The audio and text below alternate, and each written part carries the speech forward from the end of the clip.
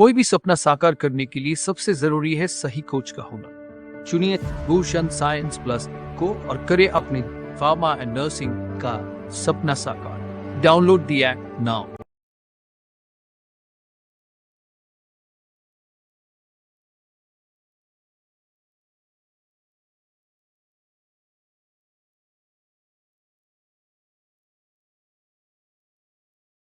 histamine and antihistaminic drugs. Correct, ये chapter हम देख रहे हैं। इसमें हमने हिस्टामिन का सिंथेसिस, स्टोरेज वगैरह सब कुछ देख लिया था।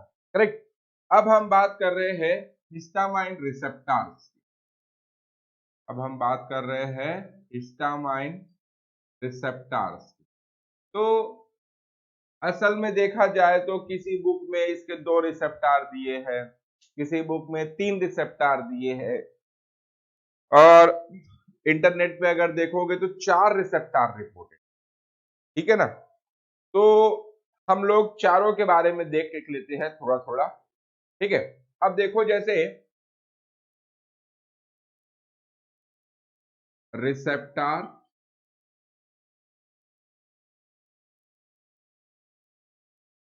देन उसके बाद डिस्ट्रीब्यूशन,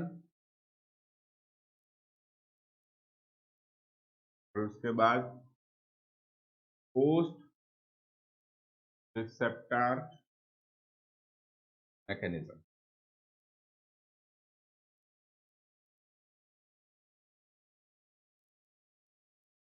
ठीक है, तो इसमें देखो सबसे पहले H1 रिसेप्टर है ना। टोटल इसके 4 रिसेप्टर देखने वाले हैं, H1, H2, H3 और H4। 4 रिसेप्टर देखने वाले हैं। उसमें से आपका पहला H1, ये जो है it is a post synaptic receptor. कौन सा रिसेप्टर है? पोस्ट साइनेप्टिक, मतलब ये पोस्ट साइनेप्टिक मेम्ब्रेन पे प्रेजेंट रहेगा। करेक्ट, अब कहां कहां ये प्रेजेंट रहेगा, डिस्ट्रीब्यूशन कहां कहां है? सबसे पहले ये प्रेजेंट रहता है स्मूथ मसल।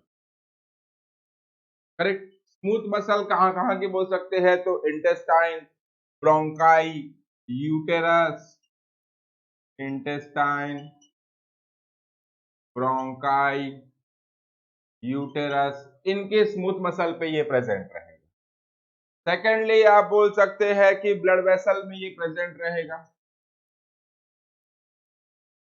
करेक्ट, तीसरा सीएनएस में प्रेजेंट रहेगा, सेंट्रल नर्वस सिस्टम में प्रेजेंट रहेगा। करेक्ट, देन उसके बाद sensory nerve endings, sensory nerve endings, और उसके बाद एड्रेनल मेडुला रीजन में ये प्रेजेंट रहता है।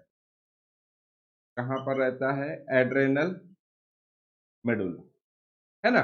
तो ऐसे ड्रग जो H1 एंटागोनिस्ट है, they will act on the smooth muscle of intestine, bronchi, uterus, blood vessel पे भी उनका एक्शन रहेगा, कुछ ना कुछ सेंट्रल नर्वस सिस्टम पे एक्शन रहेगा, सेंसरी नर्व एंडिंग्स पे एक्शन रहेगा। करेक्ट, यहाँ पे सेंसरी नर्व एंडिंग्स, करेक्ट, ध्यान रखिएगा, एड्रेनल मेडुला पे उसका एक्शन रहेगा। अब जो रिसेप्टर पे पोस्ट रिसेप्टर मैकेनिज्म होंगे, तो जी प्रोटीन कपल रिसेप्टर का एक टाइप है GQ। GQ रिसेप्टर थ्रू ये जो है अपना एक्शन प्रोड्यूस करता है। जैसे आपका GS होता है स्टिमुलेटरी, GI होता है इनहिबिटरी। ठीक है, ऐसा ही आपका GQ होता है, ये जो है increase in IP3। GQ receptor पे बाइंड होने के बाद ये IP3 के कंसंट्रेशन को बढ़ा देता है, जिसके कारण डायसाइल ग्लिसरॉल के थ्रू, डायसाइल ये हम लोग सेकंड मैसेंजर मैकेनिज्म पढ़ चुके हैं, इसलिए यहां पर ज्यादा डिस्कस नहीं कर रहा मैं इसको। IP3 के लेवल को बढ़ा के डायसाइल ग्लिसरॉल के थ्रू ये जो है release calcium, and after that there is a activation of PKC। PKC activation, PKC मतलब protein kinase C, protein kinase C का ये एक्टिवेशन कर, करेक्ट। ये हो गया आपका H1 रिसेप्टर। अब बात करते हैं H2 रिसेप्टर की। H2 रिसेप्टर भी जो है ये आपका पोस्ट साइनेप्टिक है। अब देखो मेजरली जितने भी एक्शन हम देखेंगे ना वो सभी H1 और H2 वाले ही देखेंगे। तो आप एक मोटी मोटी बात ध्यान में रख लो कि H1 और H2 both are present on the post synaptic membrane, they are present on the post synaptic membrane, ठीक है। फिर उसके बाद इसके डिस्ट्रीब्यूशन की बात करते हैं तो ये जो है गैस्ट्रिक ग्लैंड, गैस्ट्रिक ग्लैंड्स में ये प्रेजेंट रहेगा। आपने सुना होगा H2 रिसेप्टर एंटागोनिस्ट जो है वो एसिडिटी कम करने के काम में आते हैं, जैसे आपका रेनिटिडीन, सिमेटिडीन वगैरह, रेंटेक, जिंटेक आपने नाम सुने होंगे, जो ड्रग्स एसिडिटी कम करने के काम में आते हैं। तो वो ड्रग क्या करते हैं, जो गैस्ट्रिक ग्लैंड में आपके H2 रिसेप्टर है उनको ब्लॉक करते। आगे हम लोग एक्शन देखेंगे इसका, ठीक है। देन उसके बाद ब्लड वेसल, देन उसके बाद हार्ट में ये प्रेजेंट रहेगा, देन उसके बाद ये डी ब्रेन में भी प्रेजेंट, करेक्ट। अब उसके बाद ये जो है ये भी GQ रिसेप्टर थ्रू अपना एक्शन प्रोड्यूस करता है, करेक्ट।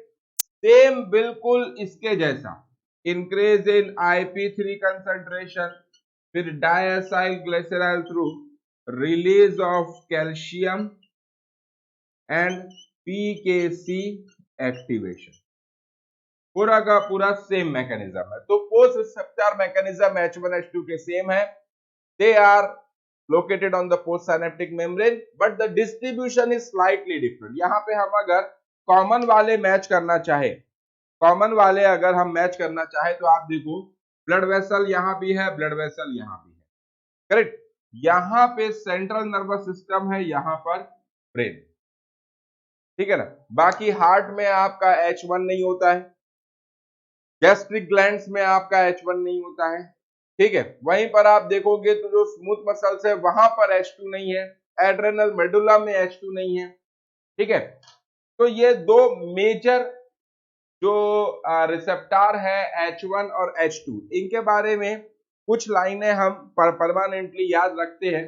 पहली बात तो ये कि ये जो है पोस्ट साइनेप्टिक मेम्ब्रेन पे लोकेटेड होते हैं, कौन से, H1 और H2 रिसेप्टर, हिस्टामिन 1 और हिस्टामिन 2 रिसेप्टर।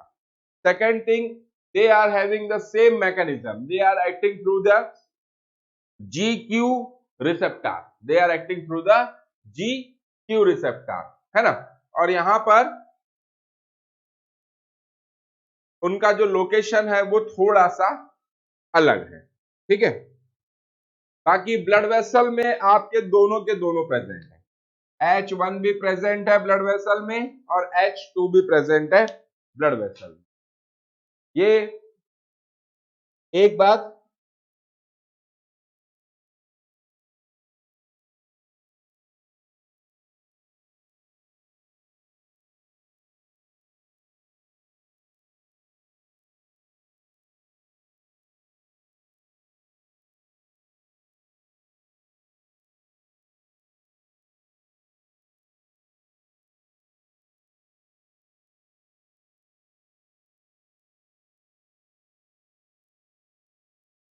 चलिए, ठीक है। अब बात करते हैं H3 रिसेप्टर की, H4 रिसेप्टर की।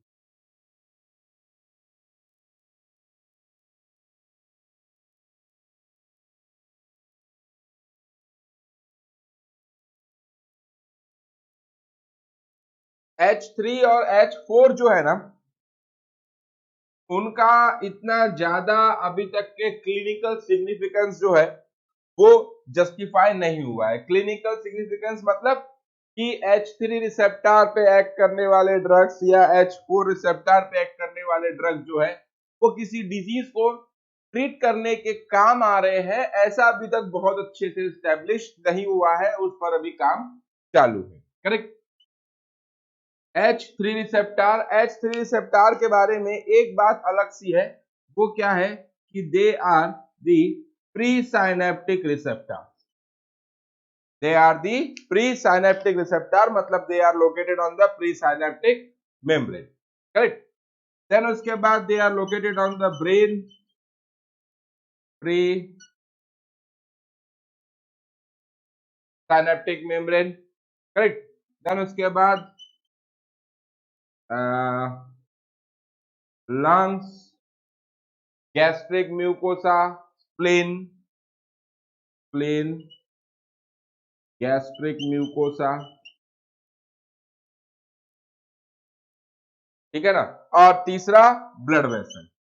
देखो H3 जो है वो खुद भी कहां पर है, ब्लड वेसल में प्रेजेंट है। अब इसका जो मैकेनिज्म ऑफ एक्शन है वो आपका GI रिसेप्टार के थ्रू है, करेक्ट। GI रिसेप्टार जब भी एक्टिवेट होगा तो it will decrease the concentration of cyclic AMP, और साइक्लिक AMP का कंसंट्रेशन कम करने की वजह से there is a calcium influx, और कैल्शियम इनफ्लक्स करने साथ साथ opening potassium channel, opening potassium channel, correct. और लास्ट में है आपका H4 रिसेप्टर, तो मैं H4 रिसेप्टर को ऊपर लिख देता हूं यहां पर। देखो H3 भी जो है वो भी आपका ब्लड वेसल में प्रेजेंट, ठीक है, और ये भी आपका ब्रेन में प्रेजेंट है, ये भी ब्रेन में है, और H1 भी ब्रेन में है। मतलब ब्रेन और ब्लड वेसल ये दो बी ऐसे हैं जहां पर हिस्टामाइन रिसेप्टर जो है वो प्रेजेंट है। H1, H2, H3 तीनों देख लिए। अब बात करते हैं H4 रिसेप्टर की। H4 receptor they are generally present on the eosinophils, correct, neutrophils और CD4 T cells, CD4 T cells, और once again they are acting or having the post receptor mechanism as same as that of the H3, H3 के जैसा बिल्कुल same. GI को stimulate करेंगे, cyclic AMP, calcium influx, opening potassium channel, opening potassium channel, correct. तो ये चार receptor हैं। अब आप देखो दो तीन चीजें यहां पर हम लोग कलेक्ट कर सकते हैं। पहली बात क्या है, H1, H2 post synaptic receptors है, H3 प्री साइनेप्टिक रिसेप्टार है, H1, H2, H3 तीनों के तीनों ब्लड वेसल में भी प्रेजेंट है और ब्रेन में भी। H1 और H2 GQ रिसेप्टार थ्रू अपना एक्शन प्रोड्यूस करते हैं, जबकि H3 और H4 जो है वो GI थ्रू अपना रिसेप्टार, अपना मैकेनिज्म जो है वो कंप्लीट करते हैं, करेक्ट। यहां तक बात समझ में आएगी तो कमेंट में लिखो रिसेप्टार। नहीं नहीं नहीं, आप देखिए ना, लोकेशन देखिए, अगर वो इओसिनोफिल न्यूट्रोफिल में प्रेजेंट है तो हम तो बोल नहीं सकते कि भाई वो प्री साइनेप्टिक है या पोस्ट साइनेप्टिक है। इओसिनोफिल को कोई न्यूरॉन थोड़ी ना अटैच रहता है।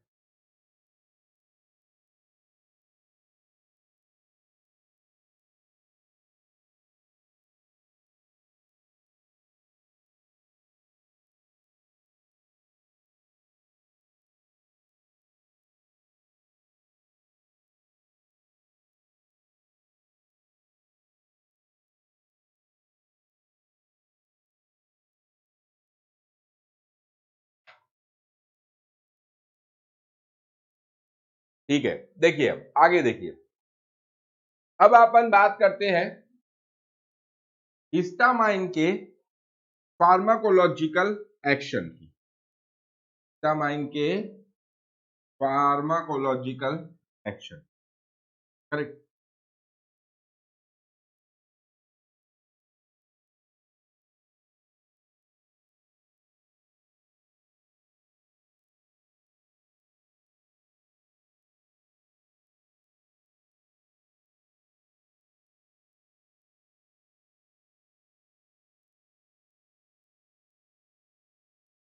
चल ठीक है, किसकी बात करेंगे? हिस्टामाइन के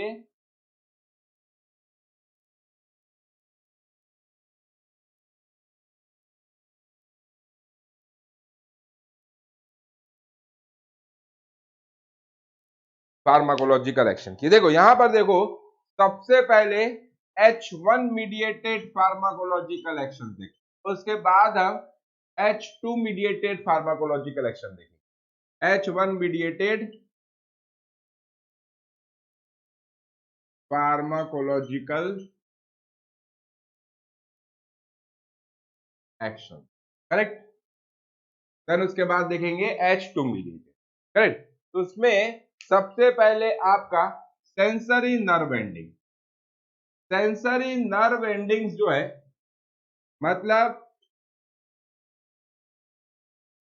जो H1 रिसेप्टर, जो H1 रिसेप्टर आपके सेंसरी नर्व एंडिंग में प्रेजेंट है, अगर हिस्टामाइन जाकर इन सेंसरी नर्व एंडिंग के H1 रिसेप्टर को अगर बाइंड हो जाए तो it will stimulate that receptor, it will stimulate that receptor. और ऐसे कौन से वाले रिसेप्टर्स है जिन पर ज्यादा हिस्टामाइन अपना एक्शन दिखाता है?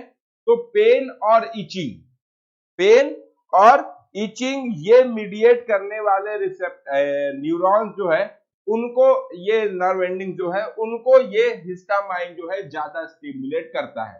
मैंने आपको बोला था ना कि जब भी एलर्जिक रिएक्शन होती है तो हिस्टामाइन का रोल है खुजली वुजली ये वो पैचेस आना। तो देखो यहां पर इचिंग है ना, तो मतलब जो इचिंग सेंसरी नर्व एंडिंग्स है उनको जाकर हिस्टामाइन जो है स्टिमुलेट कर, correct.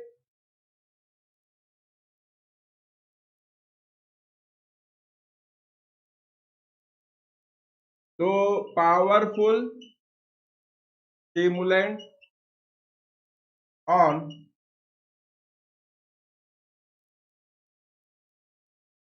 powerful stimulant on sensory nerve ending, specially ऐसे कौन से nerve ending? Those mediating pain and etching,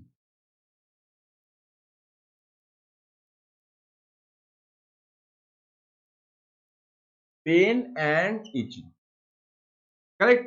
तो ये बात समझ में आ गई कि क्यों जो है हिस्टामाइन के रिलीज होने से हमें जो है खुजली वगैरह होती है या दर्द और बढ़ जाता है। क्यों? तो जो सेंसरी नर्व एंडिंग्स है उन पे जो H1 रिसेप्टर लोकेटेड होता है obviously on the post synaptic membrane, correct. तो वो जो है क्या करता है, उनको जाकर स्टिमुलेट करता है, करेक्ट। देन उसके बाद बात करते हैं स्मूथ मसल की। देन उसके बाद किसकी बात करेंगे? स्मूथ मसल,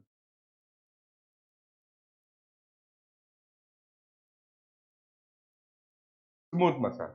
अब देखो स्मूथ मसल में तो बहुत सारे स्मूथ मसल आती है, जैसे आपकी ब्रोंकियल भी आ जाएगी, जीआईटी की भी आ जाएगी, यूटेरस की भी आ जाएगी, ग्लैंड्स की भी आ जाएगी। तो सब पे अलग अलग एक्शन हमको देखना होगा। तो सबसे पहले हम बात करते हैं ब्रोंकियल स्मूथ मसल, मतलब जो आपकी कहां पर प्रेजेंट है? लंग्स पे, मतलब लंग्स पे हिस्टामाइन का क्या इफेक्ट होगा, करेक्ट। तो ये हिस्टामाइन जब भी जाकर लंग्स पे लोकेटेड जो H1 रिसेप्टर्स है, क्योंकि हम H1 मीडिएटेड एक्शन देख रहे हैं, तो हिस्टामाइन लंग्स में जो H1 रिसेप्टर प्रेजेंट है उनको जब जाके बाइंड होगा तो इट विल कॉज दी ब्रोंकोकंस्ट्रिक्शन। तो देखो एक तरफ खुजली खुजली करवा रहा है, दर्द करवा रहा है, दूसरी तरफ जो है वो ब्रोंकोकंस्ट्रिक्शन करवा रहा है, करेक्ट। देन उसके बाद GIT, gastro intestinal tract, GIT पे क्या इफेक्ट रहेगा? तो it will cause the contraction of intestinal smooth muscle, जिसकी वजह से, अब देखो एकदम सिंपल सी बात है कि ये अगर आपका इंटेस्टाइन, करेक्ट, ये आपका इंटेस्टाइन है मान लीजिए। अब ये इंटेस्टाइन के अंदर में जो है फूड रहता है भैया, है ना, डाइजेस्टेड अनडाइजेस्टेड टाइप का फूड रहता है। अब क्या होगा कि ये जो है हिस्टामाइन जब भी जाकर H1 receptor which are located on the GIT जब भी बाइंड होगा तो GIT को क्या करवाएगा, causes contraction, cause contraction, correct. और इस कॉन्ट्रैक्शन, किसका कॉन्ट्रैक्शन करवाएगा, ऑफ इंटेस्टिनल स्मूथ मसल। तो जो इंटेस्टाइन में स्मूथ मसल है उसको कॉन्ट्रैक्ट करवाएगा, उसकी वजह से क्या होगा, अब सीधी सी बात है, कॉन्ट्रैक्ट अगर होगी, है ना, ये कॉन्ट्रैक्ट होगी तो स्पाज्म प्रोड्यूस होगा। क्या प्रोड्यूस होगा, स्पाज्म। तो हम बोल सकते हैं it will result in intestinal cramps, पेट में मरोड़ आएगी, पेट में क्या आएगी, मरोड़ आएगी, करेक्ट। पेट में दर्द होगा अजीब से, हम बोलते हैं ना पेट मरोड़ रहा है, ठीक है। और दूसरा इफेक्ट क्या होगा, डायरिया। अब मैंने बोला कि इसके अंदर जो है ये ब्लू कलर के डॉट क्या दिखा रहे हैं, फूड मटेरियल दिखा रहे हैं, जो कि डाइजेस्टेड अनडाइजेस्टेड स्टेट में हमारे इंटेस्टाइन के अंदर है। अब ये इंटेस्टाइन जो है कॉन्ट्रैक्ट होगी तो ऑब्वियस सी बात है ये कंटेंट जो है नीचे जाएगा, तो पेशेंट को क्या हो जाएगा, डायरिया हो जाएगा। तो हिस्टामाइन जो है डायरिया करवा सकता है और दूसरा इंटेस्टिनल क्रैम्प करवा सकता है, करेक्ट। देन उसके बाद सेम यूटेरस, यूटेरस को भी वो क्या करवाएगा, कॉन्ट्रैक्शन करवाएगा, करेक्ट। क्या करवाएगा, कॉन्ट्रैक्शन। इलियम को भी ये कॉन्ट्रैक्शन करवाता है, करेक्ट। ग्लैंड्स, ग्लैंड्स, ग्लैंड्स को क्या करवाएगा, करेक्ट। ग्लैंड्स के सिक्रीशन को ये बढ़ा देता है, इंक्रीजेस सिक्रीशन। फिर से वही बात, ग्लैंड्स के मसल को जो ये कॉन्ट्रैक्ट करवाएगा तो इससे सिक्रीशन जो है बढ़ जाएगा, ऑब्वियस सी बात है भैया, है ना। तो ऐसे कौन कौन से ग्लैंड्स है भैया जिनका सिक्रीशन बढ़ जाएगा, जैसे आपका endocrine glands in bronchioles, correct. Then उसके बाद जो है पैनक्रियास, करेक्ट। देन उसके बाद सलाइवरी ग्लैंड, लैक्रिमल ग्लैंड। यानी आप देखिए एक बात तय है कि हम अगर ओवरऑल हिस्टामाइन के फार्माकोलॉजिकल एक्शन को अगर समझना चाहे तो अभी तक जितना हमने देखा है उसकी बात कर रहा हूं मैं, तो सेंसरी नर्व एंडिंग को ये स्टिमुलेट कर रहा है, मतलब ये जब भी रिलीज होगा दर्द भी होगा और खुजली भी होगी, इचिंग भी होगी। दूसरी बात, जितनी भी स्मूथ मसल में ये प्रेजेंट है उन सब का ये क्या करवा रहा है, कॉन्ट्रैक्शन करवा रहा है। क्या करवा रहा है, कॉन्ट्रैक्शन करवा रहा है। तो हम ये बोल सकते हैं कि हिस्टामाइन का स्मूथ मसल पे क्या एक्शन है, कॉन्ट्रैक्टिंग। क्या इफेक्ट है, कॉन्ट्रैक्टिंग। अब ऑब्वियस सी बात है, ब्रोंकियाई पे ब्रोंको कंस्ट्रिक्शन, जीआईटी पे कॉन्ट्रैक्शन करवाएगा तो क्रैम्प आएगा और पेशेंट को डायरिया हो जाएगा। यूटेरस को कॉन्ट्रैक्शन करवाएगा, ग्लैंड्स को कॉन्ट्रैक्शन करवाएगा तो सिक्रीशन भी बढ़ जाएगा। तो अभी तक 3 लाइन हमें याद हुई है कि हिस्टामाइन जो है उसकी वजह से दर्द बढ़ जाता है, खुजली बढ़ जाती है और हमारे स्मूथ मसल में कॉन्ट्रैक्शन होने लगता है, करेक्ट।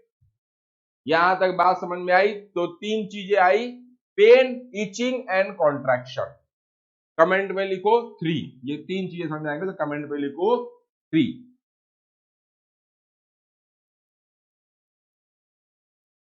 कमेंट में क्या लिखो, 3, पेन, इचिंग और कॉन्ट्रैक्शन। तो स्मूथ मसल पे कॉन्ट्रैक्शन और पेन, जो सेंसरी नर्व एंडिंग्स पे जो H1 रिसेप्टर है उसको हिस्टामाइन जाकर स्टिमुलेट करता है, स्पेशली उन सेंसरी न्यूरॉन्स को या नर्व एंडिंग्स को जो कि पेन और इचिंग को जो है मीडिएट करते हैं। इसीलिए हिस्टामाइन जो है पेन को भी बढ़ाता है और इचिंग को भी बढ़ाता है। ठीक है, अब बात करते हैं ऑटोनॉमिक गैंग्लिया। अब किसकी बात करेंगे? Autonomic ganglia. अब ऑटोनॉमिक गैंग्लिया क्या है, ये मेरे ख्याल से आप लोगों को बताने की जरूरत नहीं है, you know it very well, correct. अब ऑटोनॉमिक गैंग्लिया में क्या हो रहा है कि it will stimulate the autonomic ganglia. ये क्या करता है? स्टिमुलेट करता है। और ऑटोनॉमिक गैंग्लिया अगर स्टिमुलेट होगा तो ऑब्वियसली वो क्या होगा? It will release the adrenaline. तो हिस्टामाइन जो है वो एड्रेनलिन को रिलीज करवाता है। अब एड्रेनलिन अगर रिलीज होगा तो ऑब्वियस सी बात है कि एड्रेनलिन वाले एक्शन जो है हमको दिखना शुरू हो जाएंगे। एड्रेनलिन वाले एक्शंस हमको दिखना शुरू हो जाएंगे। ध्यान रखिएगा मैं क्या बोल रहा हूं। पेन, इचिंग, कॉन्ट्रैक्शन, साथ में एड्रेनल गैंग्लिया, ऑटोनॉमिक गैंग्लिया को ये स्टिमुलेट कर रहा है, जिसकी वजह से एड्रेनलिन जो है वो रिलीज हो। अब H1 रिसेप्टर आपका सेंट्रल नर्वस सिस्टम में भी प्रेजेंट था, H2 रिसेप्टर ब्रेन में प्रेजेंट, ठीक है ना। तो अब देख लेते हैं हम सेंट्रल नर्वस सिस्टम पे हिस्टामाइन अपना क्या एक्शन, करेक्ट। तो histamine can not cross blood brain barrier, hence no CNS effect। ये तो गुगली हो गई यार, है ना। ये तो गुगली हो गई कि हिस्टामाइन जो है उसका सेंट्रल इफेक्ट जो है वो नहीं है। क्यों? क्योंकि वो सेंट्रल ब्लड ब्रेन बैरियर को क्रॉस नहीं कर सकता। लेकिन ये तो वो बात हो गई कि हमने हिस्टामाइन खाया है और वो जा रहा है ब्लड के थ्रू और ब्लड ब्रेन बैरियर को क्रॉस करने की कोशिश कर रहा है, तो वो क्रॉस नहीं हो पा रहा। लेकिन उसको डायरेक्टली अगर ब्रेन के अंदर इंजेक्ट कर दिया जाए, डायरेक्टली अगर ब्रेन के अंदर एडमिनिस्ट्रेट कर दिया जाए, तब वो एक्शन प्रोड्यूस कर सकता है, क्योंकि सेंट्रल नर्वस सिस्टम में H1 रिसेप्टर्स प्रेजेंट है। तो वो अपने रिसेप्टर पे जाके बाइंड होगा और अपना एक्शन जो है वो प्रोड्यूस कर देगा, करेक्ट। तो अगर मान लीजिए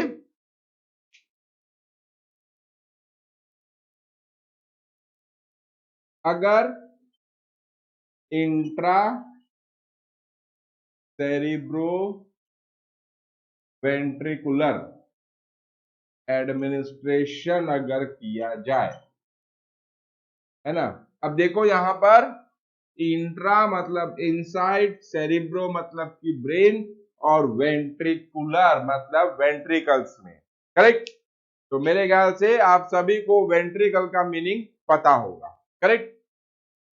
अब यहाँ पे क्या है, एक बात आपको याद दिलाना चाहूं मैं कि फार्माकोलॉजी पढ़ने के लिए आपको जो है एनाटॉमी फिजियोलॉजी बहुत अच्छे से आनी चाहिए। और अगर आपको कहीं भी लग रहा है कि आपका एनाटॉमी फिजियोलॉजी थोड़ा बहुत वीक है या आपको और एक्स्ट्रा नॉलेज की जरूरत है, तो you can join the anatomy physiology master class, जो कि भूषण साइंस प्लस के ऐप पर ही अवेलेबल है। आप वहां से पूरा रोशन विल्सन मैंने पढ़ाया हुआ है, 120 वीडियो ऑलरेडी अवेलेबल है, go for it and gain the knowledge. अब इंट्रासेल्युलर एडमिनिस्ट्रेशन अगर करेंगे तो उसकी वजह से क्या होगा, there is a increase in BP, blood pressure बढ़ जाएगा, है ना। देन उसके बाद cardiac stimulation, cardiac stimulation, then उसके बाद हाइपोथर्मिया होने लगता है पेशेंट को, वोमिटिंग होने लगती है, करेक्ट, और एडीएच रिलीज।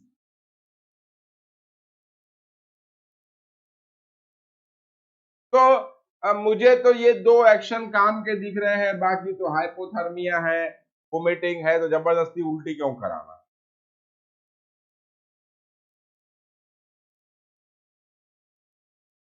ठीक है। और H1, H1 जो है ये यहां पर लिख देता हूं। H1 जो है, H1 mediate maintenance of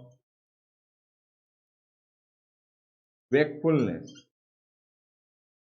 wakefulness मतलब हमें जगा के रखने का काम करता है, हमें जो है जगा के रखने का काम करता है। तो ये आपके हो गए क्या,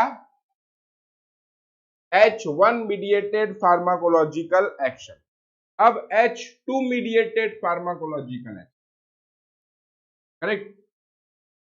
तो यहां पे ऑटोनॉमिक गैंग्लिया, तो एज सच तो हिस्टामाइन जो है वो ब्लड ब्रेन बैरियर को क्रॉस नहीं कर सकता है, इस बात को आपको याद रखना है। और दूसरा, अगर आपने इंट्रा सेरिब्रो वेंट्रिकुलर हिस्टामाइन अगर दे दिया तो बीपी को बढ़ा देगा, बीपी को बढ़ाने के साथ कार्डियक को भी स्टिमुलेट कर देगा, हार्ट को स्टिमुलेट कर देगा, करेक्ट है ना। अब बात करते हैं H2 मीडिएटेड, तो यहाँ पे H1 के बदले H2 कर देता हूं, करेक्ट। तो H2 मीडिएटेड एक्शन, तो सबसे पहले H2 रिसेप्टर जो है वो कहां पर प्रेजेंट है, they are present on the gastric gland. Gastric gland हम किसे कहते हैं, वो ग्लैंड जो कि स्टमक के अंदर प्रेजेंट है उनको हम क्या बोलते हैं, गैस्ट्रिक ग्लैंड्स बोलते हैं।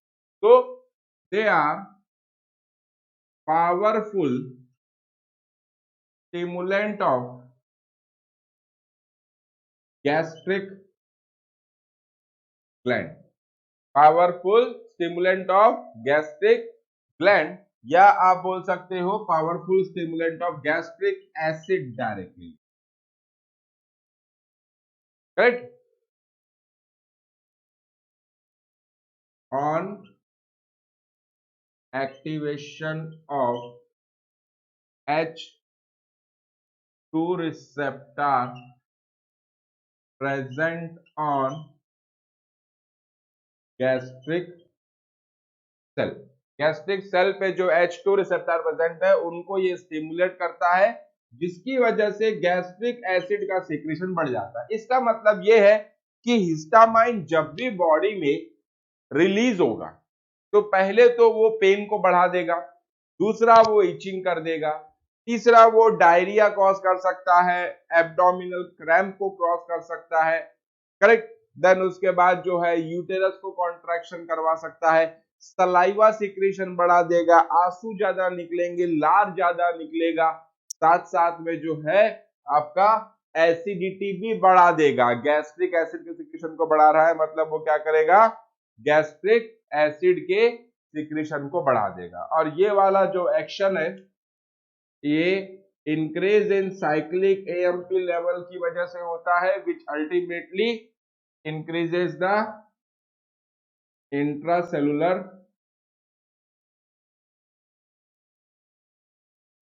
कैल्शियम लेवल, करेक्ट, ठीक है।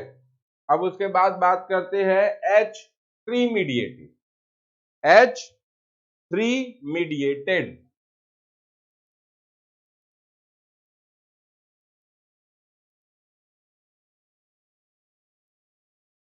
तो यहां पर H2 के बदले H3 कर देता हूं।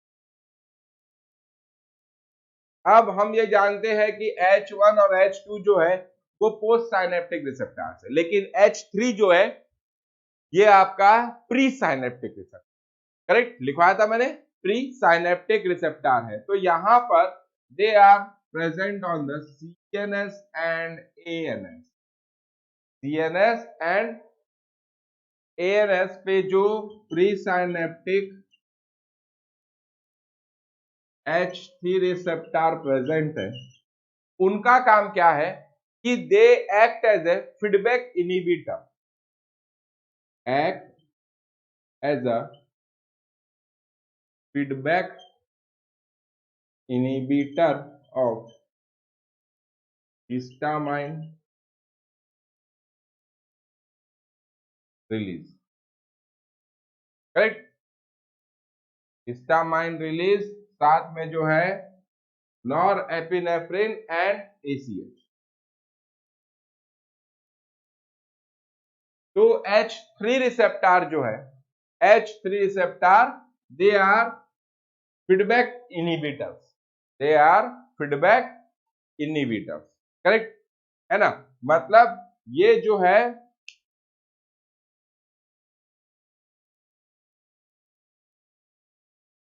हिस्टामाइन, जब भी H3 रिसेप्टर स्टिमुलेट हो रहा है तो ऑब्वियस सी बात है कि वो जो है हिस्टामाइन के द्वारा होने वाले जितने भी फार्माकोलॉजिकल एक्शंस है उसको क्या कर देगा, कम कर देगा, उसको क्या कर देगा, कम कर देगा, क्या कर देगा, कम कर देगा, correct.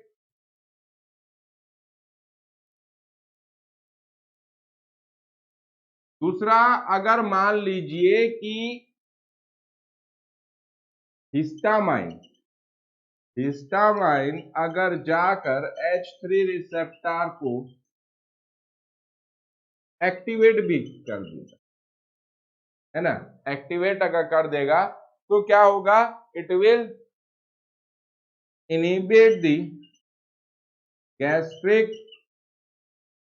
Acid secretion. It will inhibit the gastric acid secretion and block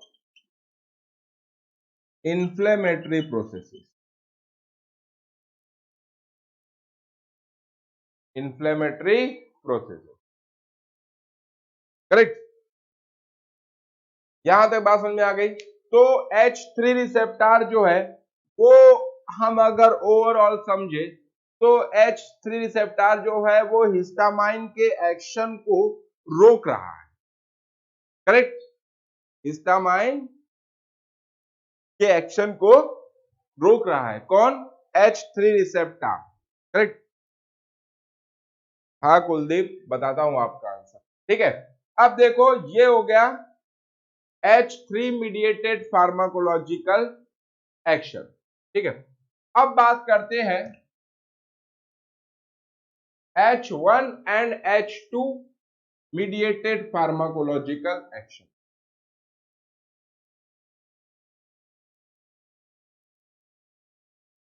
correct, अब किसकी बात करेंगे, H1 and H2 mediated, H1 and H2 mediated pharmacological action, correct. अब जब भी ये दोनों रिसेप्टर ये स्टिमुलेट होंगे तो H1 एंड H2 स्टिमुलेट्स, अब ये स्टिमुलेट क्यों होंगे तो बताने की जरूरत नहीं है, इस पे हिस्टामाइन आके बाइंड होगा, करेक्ट। तो जब ये H1 और H2 स्टिमुलेट होंगे तो it will cause the dilation of arterioles, blood vessel में प्रेजेंट होता है, बोला था हमने, H1 भी प्रेजेंट होता है, H2 भी present, correct. Dilation of arterioles, dilation of post capillary venules, dilation of post capillary venules, तो ये आर्टेरियोल्स को भी डायलेट कर रहा है, वेन्यूल्स को भी डायलेट कर रहा है, जिसकी वजह से there is a remarkable fall in BP. तो हम ये बोल सकते हैं कि हिस्टामाइन जब रिलीज हो रहा है बॉडी के अंदर तो वो दर्द करवा रहा है, पेन, ईचिंग करवा रहा है, डायरिया करवा रहा है, पेट में दर्द हो रहा है, मड़ोर बन रही है, लार ज्यादा निकल रहा है, आंसू ज्यादा निकल रहे हैं, एसिडिटी बढ़ने लगी है, करेक्ट, और साथ साथ में ब्लड प्रेशर भी जो है वो स्पीड से कम हो रहा है, क्योंकि इसका इफेक्ट जो है आर्टेरियोल्स और वेनुल्स दोनों पे, आर्टेरियोल्स और वेनुल्स दोनों पे है। अब ये जो वेसोडाइलेशन हो रहा है ना, ये यहाँ पे जो वेसोडाइलेशन हो रहा है it is mediated through the EDRF, mediated through EDRF मतलब कि एंडोथेलियम डिराइव्ड रिलैक्सिंग फैक्टर, क्या बोल रहे हैं हम, endothelium derived relaxing factor, EDRF, correct. Endothelium derived relaxing factor की वजह से यहां पर जो है आर्टेरियोल्स और पोस्ट कैपिलरी वेन्यूल जो है वो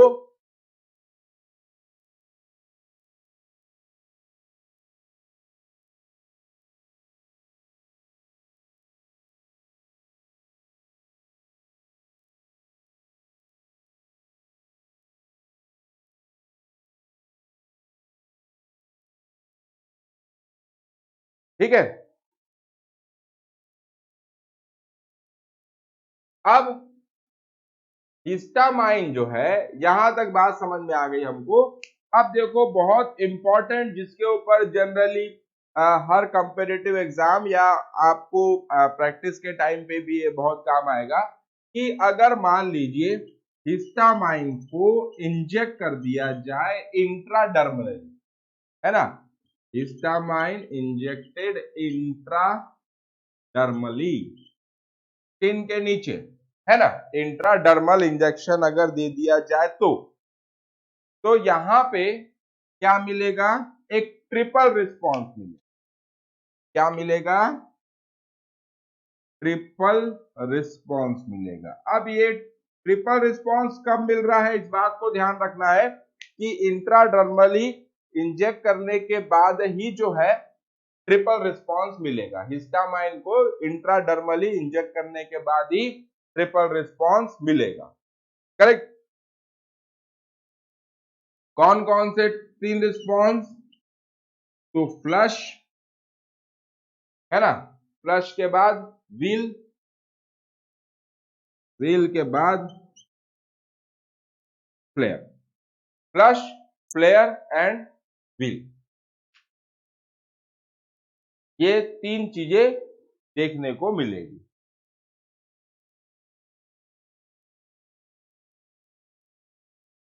ठीक है। अब देखो यहां पर ये जो फ्लश है, ठीक है, flush it is due to the vasodilation,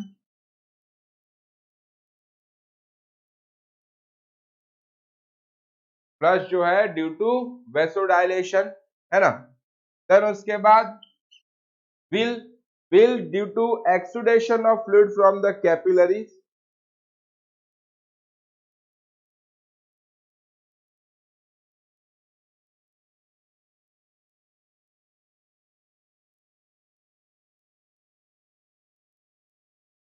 exudation of fluid from capillaries and veins due to increase in permeability, ठीक है, क्योंकि यहां पर जो है डायलेशन करवा रहा है, ये कैपिलरी वेन्यूल आर्टेरियोल से क्या कर रहा है, डायलेशन करवा रहा है, जिसकी वजह से परमिएबिलिटी बढ़ जाती है, उसकी वजह से विल मतलब कि एक्सुडेशन ऑफ फ्लूइड देखने को मिलता है, करेक्ट। और फ्लेयर किसको बोलेंगे, तो it is the consequence of axon reflex, consequences मतलब कि रिजल्ट, है ना, consequences of axon reflexes causing vasodilation through the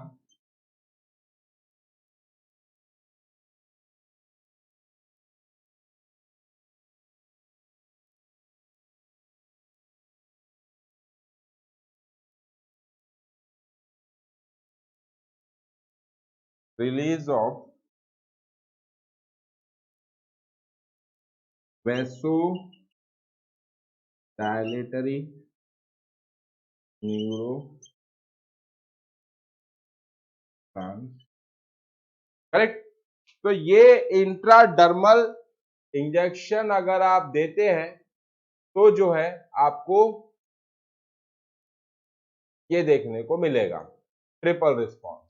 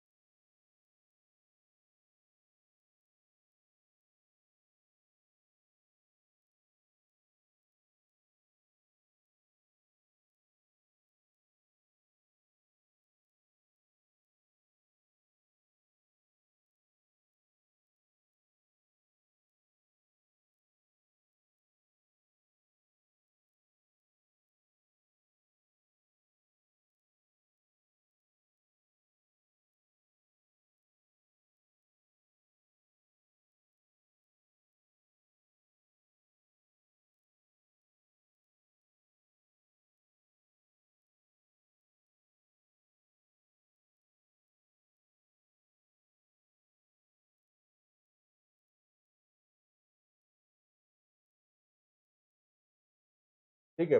triple response का मैं एक इमेज आपको दिखाने की कोशिश करता हूं।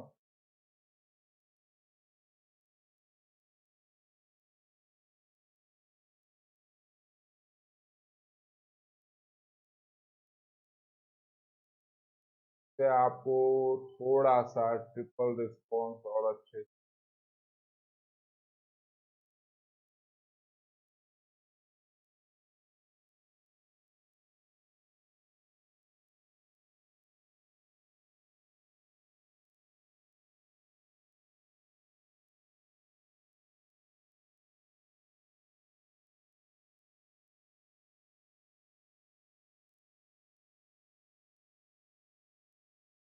ये देखो यहाँ पर से आपको जो है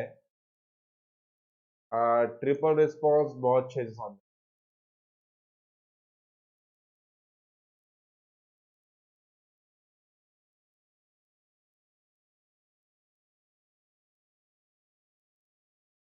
ये देखिए। तो ये ट्रिपल रिस्पॉन्स में देखिए जो रेड लाइन है ना, तो यहां पर क्या हो रहा है कि वेसोडाइलेशन की वजह से, एक लोकल वेसोडाइलेशन की वजह से हमें एक रेड लाइन दिखाई देगी किसी भी मतलब हिस्टामाइन देने के बाद, ठीक है, या इंजुरी होने के बाद। देन उसके बाद फ्लेयर मतलब कि रेडिश अपीयरेंस, अब देखो सेकंड में आपका रेडिश अपीयरेंस आ गया है। ये क्यों हो रहा है? ये क्यों हो रहा है? क्योंकि वहां पर जो एक्सॉन्स है, वो एक्सॉन्स का थ्रू जो वेसोडाइलेटरी न्यूरोट्रांसमीटर रिलीज हो रहे हैं, उसकी वजह से वो इफेक्ट। और विल मतलब की स्वेलिंग है ना, तो वो किसकी वजह से है? वो एक्सुडेशन की वजह से। ठीक है, तो यहां पर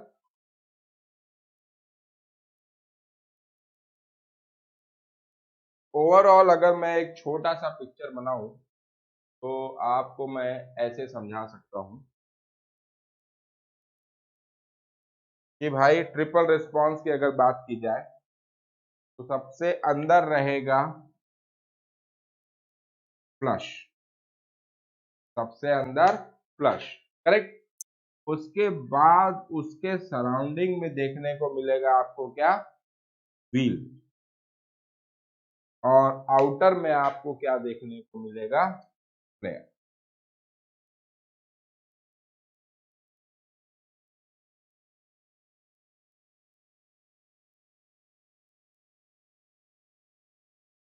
तो ये हो गया आपका ट्रिपल रिस्पॉन्स। समझ में आया होगा तो कमेंट में लिखो ट्रिपल रिस्पॉन्स।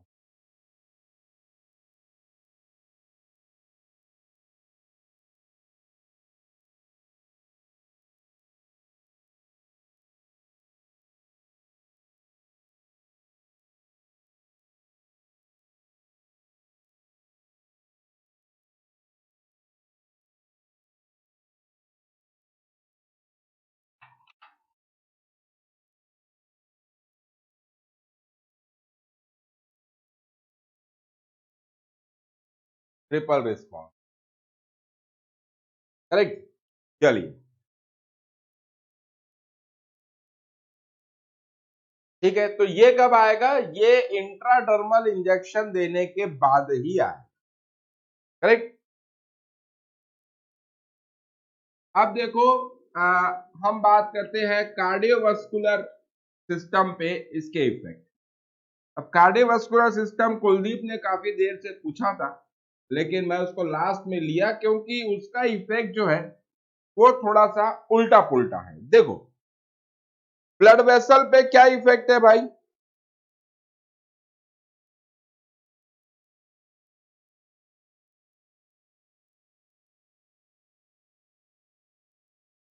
ब्लड वेसल पर क्या इफेक्ट है? ब्लड वेसल पे इफेक्ट है डायलेशन वाला, है ना। मैंने बताया था कि आर्टेरियोल्स को डायलेट कर रहा है, साथ में जो है पोस्ट कैपिलरी वेन्यूल्स को भी डायलेट कर रहा है, जिसकी वजह से रिमार्केबल बीपी जो है वो कम होता है हिस्टामाइन की वजह से।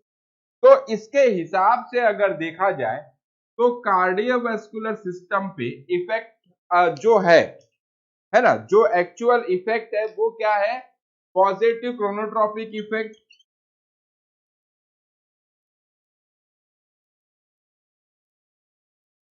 जो कि H2 रिसेप्टर की वजह से है, करेक्ट, और पॉजिटिव आइनोट्रोपिक इफेक्ट जो कि H1, oh my God, H1 plus H2 receptor, H1 और H2 रिसेप्टर की वजह, करेक्ट। ये दोनों इफेक्ट कैसे हैं? ऑन हार्ट, दोनों इफेक्ट ऑन हार्ट है ना। अब ये जो इफेक्ट है, तो मुझे जहां तक जानकारी है, क्रोनोट्रॉपिक मतलब होता है हार्ट का रेट, और आइनोट्रॉपिक मतलब होता है फोर्स ऑफ कॉन्ट्रैक्शन, और सामने में लगा है पॉजिटिव, इसका मतलब इंक्रीज इन हार्ट रेट, और आइनोट्रॉपिक मतलब increase in force of contraction. अब हार्ट रेट भी बढ़ रहा है, फोर्स ऑफ कॉन्ट्रैक्शन भी बढ़ रहा है, तो ये तो भाई बीपी को बढ़ाने वाली चीजें है, इनकी वजह से बीपी बढ़ना चाहिए। लेकिन उधर जो है ब्लड वेसल पे अगर हिस्टामाइन का इफेक्ट देख रहे हैं, तो वो तो बीपी को कम करने वाले इफेक्ट है, तो यहां पर ये हिसाब जो है गड़बड़ा जा रहा है। तो यहां पर एक सेंटेंस आपका कंफ्यूजन दूर करेगा, वो क्या, कि ये जो इफेक्ट्स है, ये दोनों जो इफेक्ट्स है, these effects occurs reflexly, these effects occur reflexly due to fall in BP, है ना। तो जो वैसोडायलेशन की वजह से, वैसोडायलेशन की वजह से जो ब्लड प्रेशर कम हो रहा था, उसके रिफ्लेक्स में, उसके रिफ्लेक्स में उसको कंपेंसेट करने के लिए, उस गिरते हुए बीपी को बचाने के लिए हमारे ऑटोनॉमिक नर्वस सिस्टम के थ्रू एक रिफ्लेक्स जनरेट होता है। वो रिफ्लेक्स क्या करता है कि हार्ट का रेट भी बढ़ा देता है, और हार्ट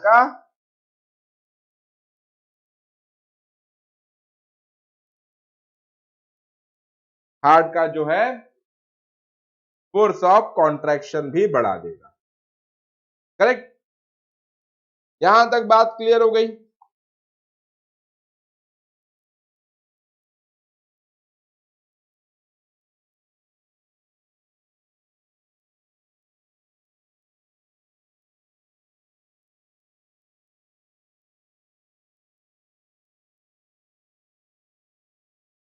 ठीक है ना, मेरे ख्याल से आप लोगों को अब समझ में आ गया होगा। ठीक है, अब इसी को अपन एक बार जो है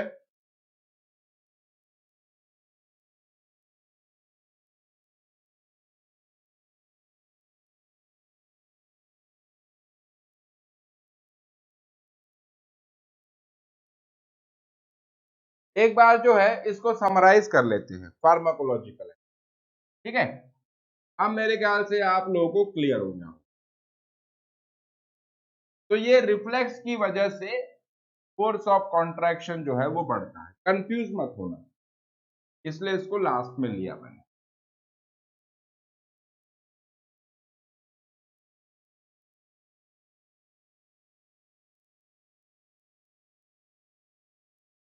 ठीक है, अब देखो यहां पर मैं चीजों को रिवाइज करने जा रहा हूं, करेक्ट। तो रिसेप्टर, उनका डिस्ट्रीब्यूशन और उनका एक्शन, करेक्ट। तो एक एक करके बात करते हैं। सबसे पहले बात करते हैं H1 रिसेप्टर की, जो कि कैसा है, पोस्ट साइनेप्टिक मेम्ब्रेन पे प्रेजेंट होता है, करेक्ट। तो सबसे पहले हमने देखा था कि ये स्मूथ मसल में प्रेजेंट होता है। स्मूथ मसल कहाँ कहाँ की, तो मुझे याद आ रहा है इंटेस्टाइन की बताया था मैंने, ब्रोंकाई की बताया था, यूटेरस की बताया था, ग्लैंड्स की बताया था। तो उन सबको ये क्या कर रहा था भाई, कॉन्ट्रैक्शन कर रहा था, करेक्ट। तभी तो जो है सलाइवरी सिक्रीशन बढ़ रहा है, लैक्रिमल सिक्रीशन बढ़ रहा है है ना, लार ज्यादा गिरने लगता है, आंसू ज्यादा गिरने लगते हैं, करेक्ट। दूसरा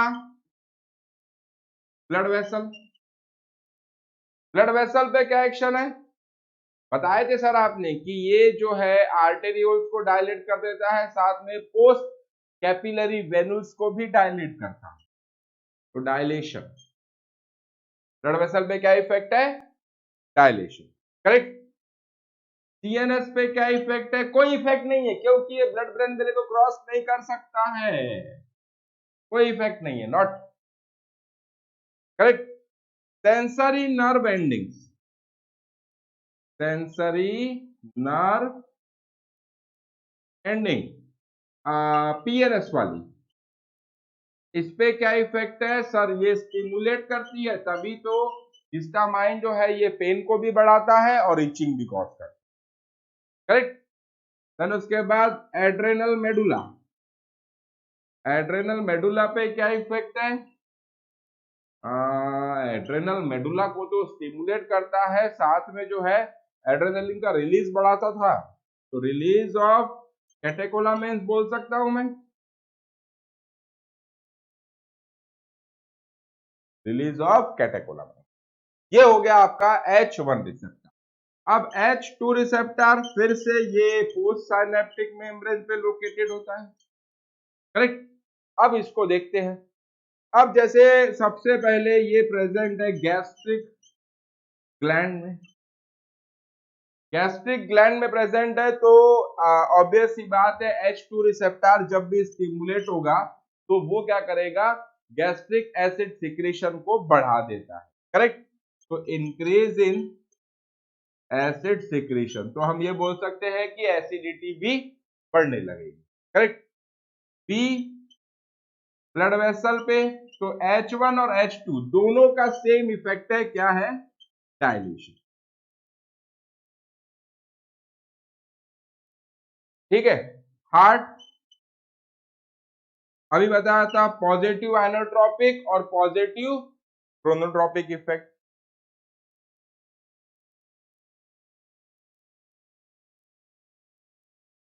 और ब्रेन नॉट, कोई इफेक्ट नहीं, क्योंकि ब्लड ब्रेन बैरियर को क्रॉस ही नहीं कर सकता है इसका माइंड, करेक्ट। देन उसके बाद H3 जो कि कहां लोकेटेड है, प्री साइनेप्टिक, जो कहां लोकेटेड है, प्री साइनेप्टिक, करेक्ट। अब यहां पर पहला कि ब्रेन में प्रेजेंट है, मतलब ये ब्रेन के प्री साइनेप्टिक सरफेस पे प्रेजेंट होगा, तो ब्रेन के प्री साइनेप्टिक सरफेस पे जब ये प्रेजेंट होगा तो इट विल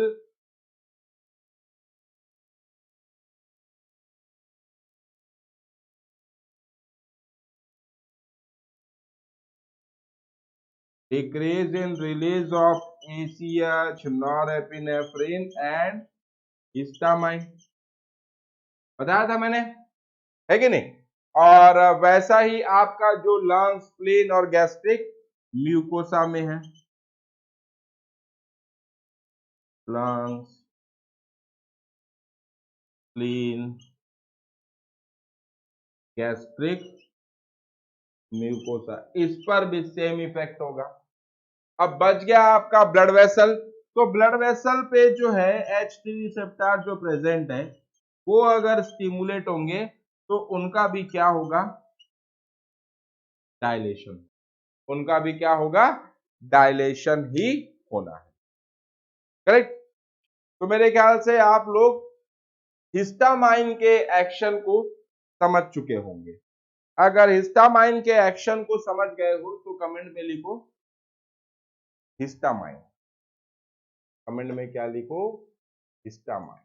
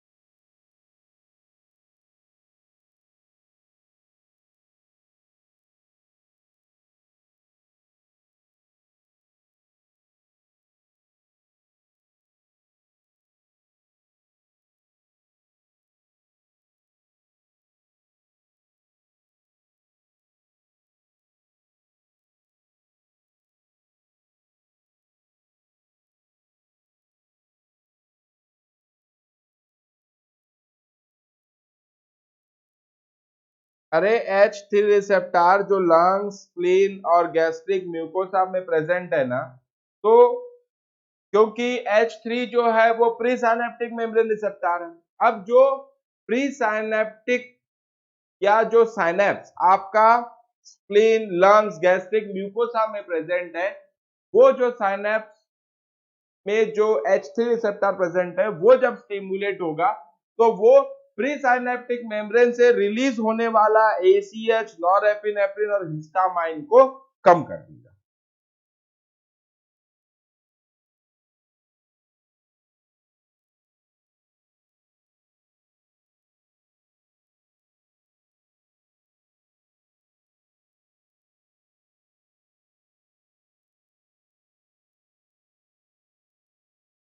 यार इतना इतना क्लियर और इतना समराइज करने के बाद भी आप लोगों को कंफ्यूजन हो रहा है, नहीं होना चाहिए।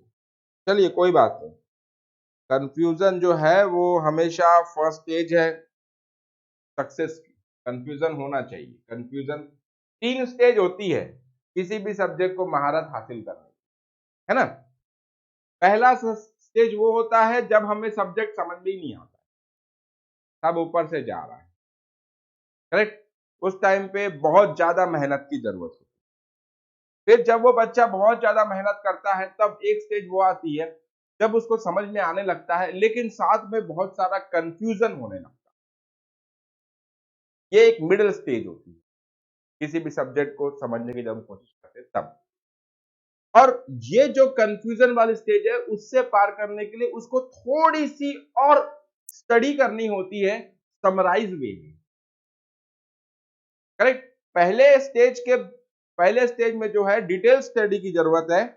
देन उसके बाद सेकंड स्टेज में थोड़ी सी समरी वाली स्टडी की जरूरत होती है। और जब आप वो कंफ्यूजन वाले स्टेज को पार कर लेते हो तब आपको पूरा सब्जेक्ट समझ में आ जाए। H2 ब्रेन, अरे ये यहां पे भाई NT लिखा है, ये क्या लिखा है NT, मतलब नॉट। जैसे ये है ना नॉट, नॉट मतलब ब्रेन पे कोई इफेक्ट नहीं है क्योंकि ये ब्लड ब्रेन बैरियर को क्रॉस नहीं कर सकता। ब्लड ब्रेन बैरियर को हिस्टामाइन क्रॉस नहीं कर सकता, वो ब्लड ब्रेन बैरियर को क्रॉस करेगा ही नहीं, ब्रेन तक जाएगा ही नहीं, तो इफेक्ट शो कहां से करेगा।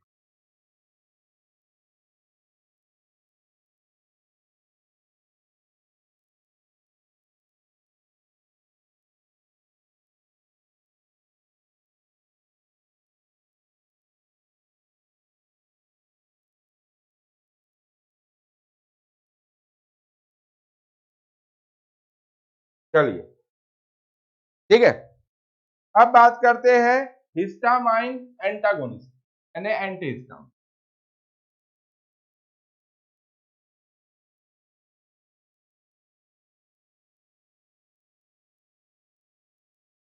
Histamine antagonist, correct.